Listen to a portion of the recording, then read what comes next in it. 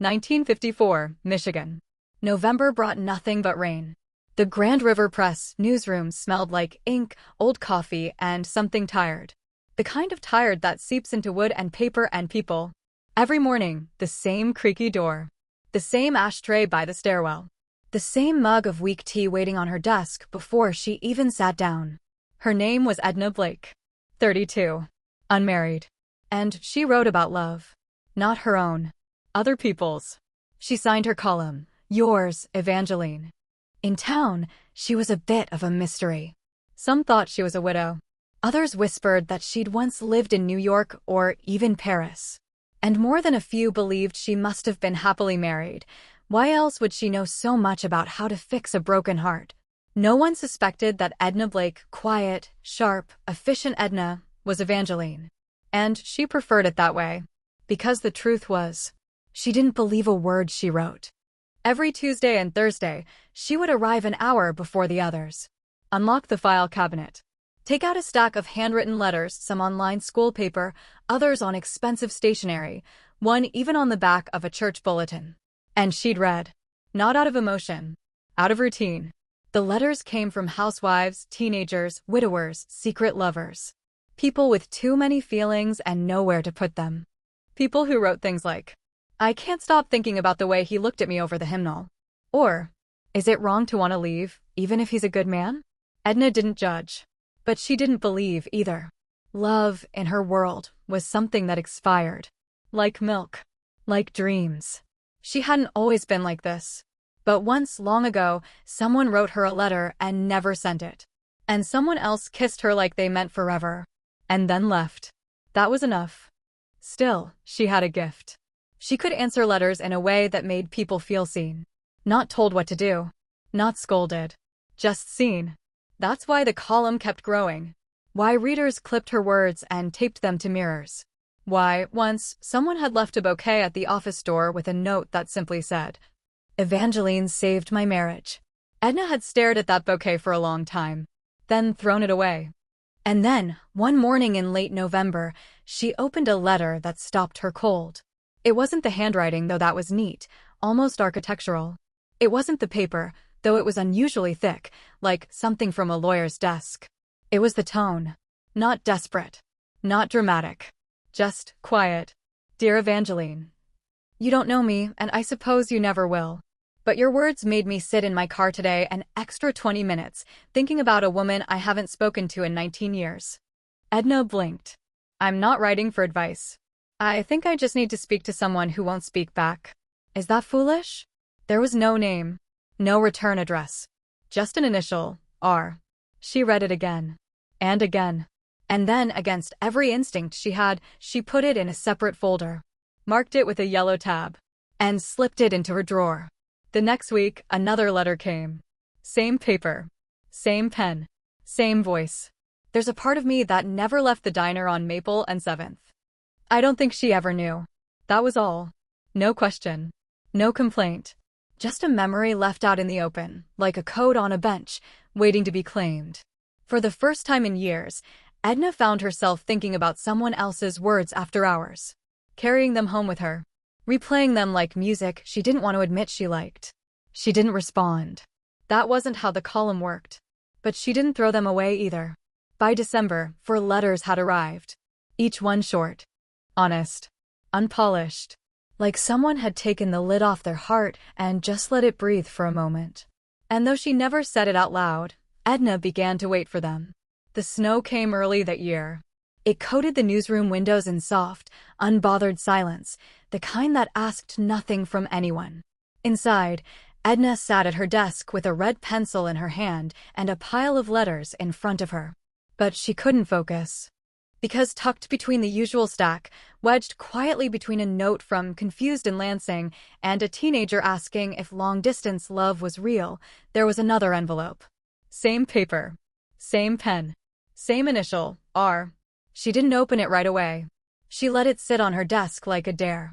When she finally unfolded the page, the letter read, "The last time I saw her, she was laughing at something I said and trying to hide it."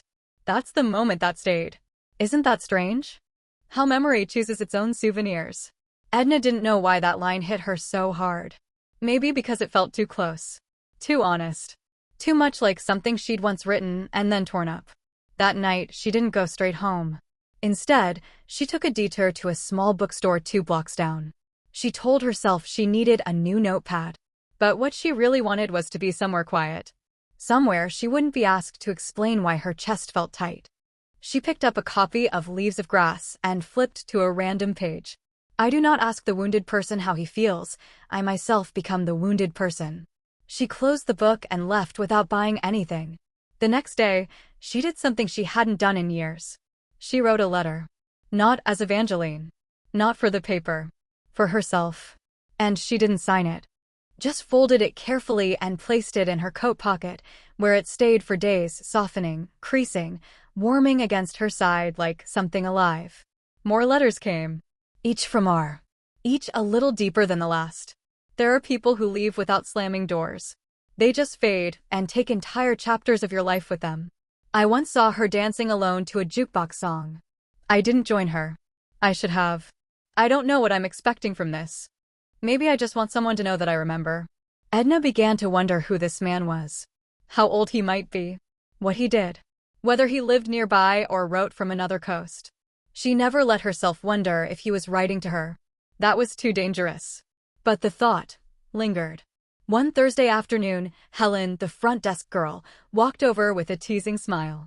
Got another one for you, she said, holding the familiar envelope. Edna took it carefully. Helen raised an eyebrow. Secret admirer? Hardly, Edna said. But her hands betrayed her, trembling just enough that she waited until everyone left for lunch before she opened it. This one was shorter than the others. I think we all hope someone is saving a space for us, even if they never say it out loud. And then, for the first time, something new. What about you, Evangeline? Do you believe in second chances? She froze. He knew. The folder where she'd been keeping his letters was now too full to close. She began locking it in the cabinet each night. Not because anyone would take them, but because she didn't want anyone else to see them. Not yet. Maybe not ever. That Sunday, she sat at her kitchen table with a cup of tea gone cold and every letter from her spread out like a puzzle she couldn't stop solving. She read them in order. And when she reached the first one again, the one about sitting in his car for 20 minutes, she whispered. So did I. By January, the newsroom had learned how to speak in whispers.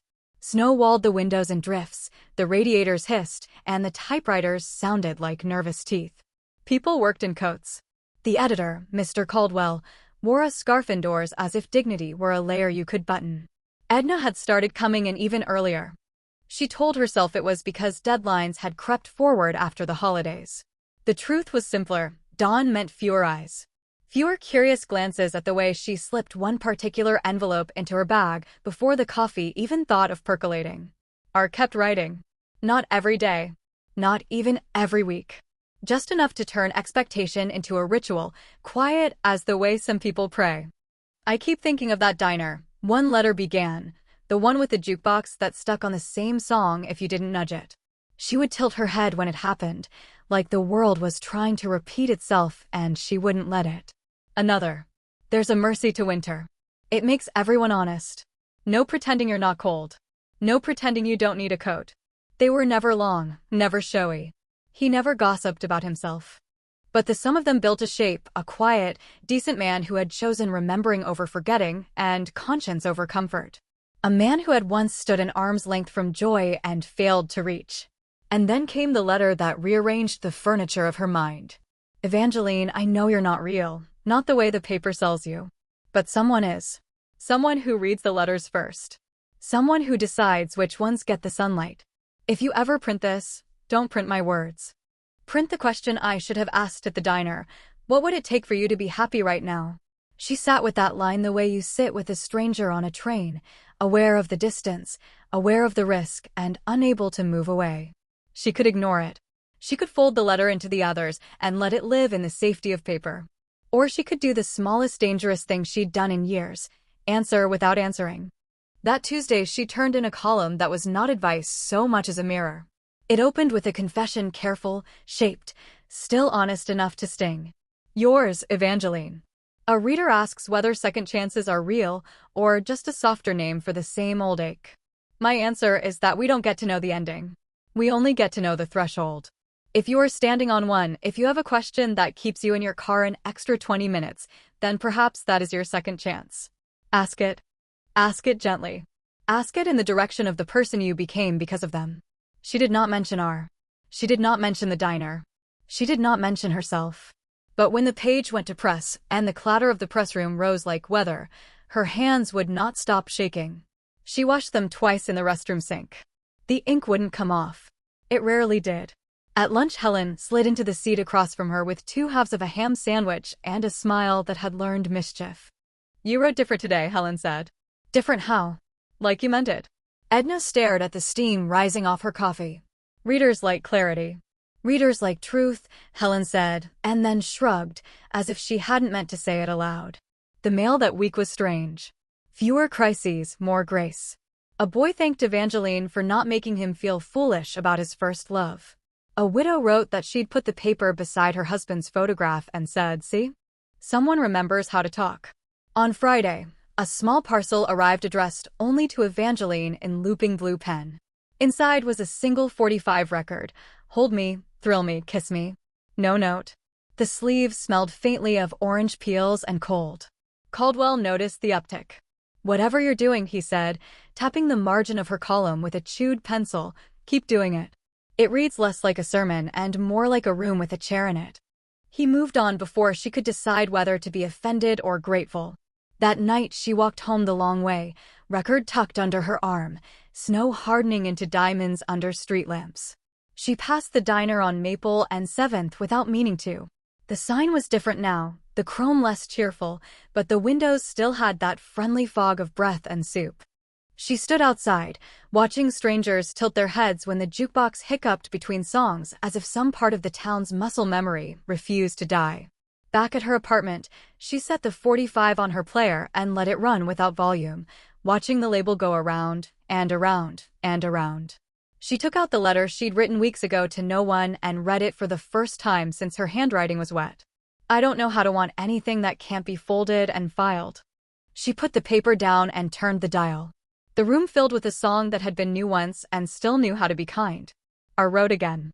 "I've been thinking about apologies. The kind you never give because you don't think you deserve to be heard. I owe one. But I think I've been writing to you instead of her." She answered him in print again, without saying his name. "Yours, Evangeline." An apology given to a stranger is a letter addressed to an empty house. It does not return stamped undeliverable, but no one lives there. If you know the street, go there. If you don't, learn it. If you cannot deliver the letter, at least stand at the gate and say the words to the winter air. Some absences are doors. Some are windows you've been afraid to open. After that column, the newsroom grew a new rumor that Evangeline had fallen in love and was softening on the job. Caldwell didn't care. The numbers were good. Helen cared the way a sister might. "Is there somebody?" she asked one afternoon, pretending to staple pages that did not need stapling. "There's always somebody," Edna said lightly, which was not an answer and exactly the truth. February arrived with a thaw that made sidewalks loud.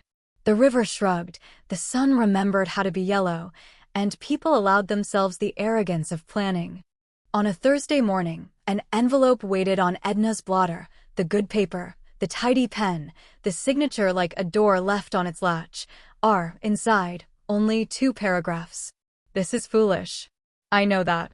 But it feels worse to keep buying stamps than to say what I should have said out loud. I am a decent man who made an indecent choice. I let fear of my small life keep me from the wide life I was offered. I have made good of what I have, but I do not confuse that with joy." And then, "If you will allow me one selfish question, on Tuesday nights, does the light in the 3rd floor window above the press room belong to you? I've walked past it for years. Sometimes there is a woman there rubbing ink from her hands." She read it standing up and had to sit down. The room tilted, the way rooms do when a truth rearranges them. R was not writing from a coast. He was here. Had been here. Close enough to learn the rhythm of her window, close enough to notice the ordinary sacrament of soap and ink. She should have been angry. Or afraid. Instead, she felt something like a key turning in a lock she had forgotten installing. That day she wrote a column that Caldwell called reckless and then ran anyway. Yours, Evangeline. People ask for certainty. Will this hurt? Will this last? Will I be a fool? But certainty is arrogant. What we get is courage or comfort, rarely both. If you're asking a question that makes your hands dirty to answer, answer it. Wash them after, if you must. But answer it. She put the paper to bed and walked the stairs slowly, as if the building might decide to speak. On the landing she paused at the little window, the one that watched the alley and the river's shoulder, and for the first time in years, she pressed her palms to the glass not to cool them, but to leave prints. She went home and did something she had not done since she was 20. She wrote a reply. Not for publication. For a man with a single letter for a name. Dear R. You are not a stranger to me. You are every letter I never sent and every answer I did not dare write under my own name. On Tuesday nights the light is mine, the ink is mine, the stubbornness is mine. You asked what it would take for someone to be happy now. My guess is, a question asked aloud to the right person. She did not sign Evangeline. She did not sign Edna. She folded the page into an envelope and wrote nothing on the outside. It sat on her table like a living thing and then like a sleeping one. The next Tuesday she left the window dark. Instead, she walked to the diner on Maple and 7th, ordered coffee she did not want, and sat where the jukebox could see her. The bell over the door kept count of comings and goings. Her cup left a wet ring that looked like a moon. At 7:30, the door opened and a man came in with winter on his shoulders. Ordinary coat. Ordinary face. The kind of posture that makes itself small out of respect for other people's air. He stood at the entrance a heartbeat too long, as if consulting an old map. Then he looked at the jukebox, then the counter, then, because there was no kindness in pretending otherwise, at her. He was not young. He was not the man from a photograph history would choose. But his eyes had the color of apology and the steadiness of someone who had finally run out of ways to lie to himself. He took the stool to her left and nodded once, like old neighbors do when they have agreed not to discuss how old they've become. A long moment passed. The waitress refilled her cup. The jukebox hiccuped and steadied. Nobody spoke. Then he placed a tidy envelope on the counter between them without sliding it her way and said, not to her and entirely to her. I should have danced. Her laugh surprised both of them. It broke and warmed and landed as if it had been practicing for years. She did not take the envelope. He did not push it. The waitress asked if they wanted pie. They both said no and meant yes. When she finally reached for the letter, her fingers were not steady, but they were willing. Inside, a single sheet. I don't know how to begin again. I only know where I stopped. If there is room at your table for a fool who is trying, I will take the chair. R. She looked at his hands, clean, careful, resting on the counter like he had promised them not to tremble, and said, quietly enough for the jukebox to keep their secret. There's room. Outside, the snow forgot itself and turned to rain. Inside, a second cup of coffee arrived for him without being ordered. They did not trade histories. They did not apologize for all the specific ways time had broken them. They spoke like two people who had learned that a life can be carried in the smallest sentences. Before they left, he tapped the jukebox as if to test whether the town still answered to kindness. It did. The needle found a song whose chorus knew how to stand up on its own. They walked out side by side with nothing settled and everything begun. They didn't fall in love like novels. No sweeping gestures. No dramatic proclamations. But slowly, steadily, they made room for each other. Rob began walking her home from the diner. Sometimes they spoke. Sometimes they didn't. And the quiet never felt heavy. He told her his full name, Robert, though he preferred Rob. He'd owned a small shoe shop, worked with his hands, believed in silence more than speeches. Edna told him her truth in smaller pieces, about her columns, her window light, her doubts. Then came the night she wrote the column that changed everything. Yours, Evangeline. For 12 years, I wrote under a name that wasn't mine. Not to lie, but to protect something fragile. But fragile things don't grow behind glass. So here I am, Edna Blake. I am no expert on love. I only know how to listen. And, maybe, that's what love is, too. Caldwell blinked twice when she turned it in. You sure? Very. And that was that? The reaction was immediate. Some readers were confused. Some disappointed. Most, deeply moved. Letters came from all over. Thank you for stepping into the light. Now I believe you. So we can be real after all. And one came in a simple white envelope, no return address. Dear Edna, if there is room at your table for someone who's a little late but finally honest, I'll bring the coffee. R. She smiled, folded it in half, and kept it in her coat pocket for weeks. They never labeled what they were. They met for walks. Danced once in a quiet diner, just for them. He made her laugh so hard she spilled tea on a manuscript. She left ink on his hand once, and he said, "Now I belong to something." And when people asked who Rob was, she'd smile and say, "Someone who finally found the right address."